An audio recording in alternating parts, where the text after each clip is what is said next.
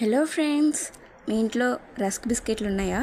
అయితే 10 నిమిషాల్లో నోట్లో వేస్తే కరిగిపోయే కమ్మటి హల్వా చేసేద్దాం పదండి. ముందుగా రస్కులను తీసుకొని వాటిని చిన్న చిన్న ముక్కలుగా చేసి మిక్సీ పట్టుకోవాలి. కొంచెం బరకగా పౌడర్ చేసి పక్కన పెట్టుకోవాలండి. చూసారా, బరకగా ఉన్నా పర్లేదు, మనకి టేస్ట్ ఎలానే. ముందుగా ప్యాన్లో కొద్దిగా నెయ్యి వేసి జీడిపప్పు, బాదం, కిస్మిస్ వేయించి పక్కన పెట్టుకోవాలి. అదే నెయ్యిలో రస్క్ పౌడర్ని వేసి సన్నని మంట మీద 2 నిమిషాలు దోరగా వేయించండి.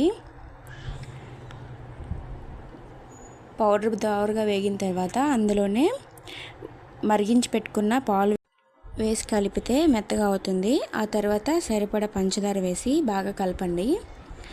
కొంచెం ముద్దలాగా అవుతుంది. చివరిగా యాలకుల పొడి, కొంచెమంతా కండెన్స్డ్ మిల్క్ వేసుకొని బాగా కలుపుకోవాలి. ఇందులోనే వేయించి పెట్టుకున్నాం కదండి బాదం, జీడిపప్పు, కిస్మిస్ వేసి కలుపుకోవాలి.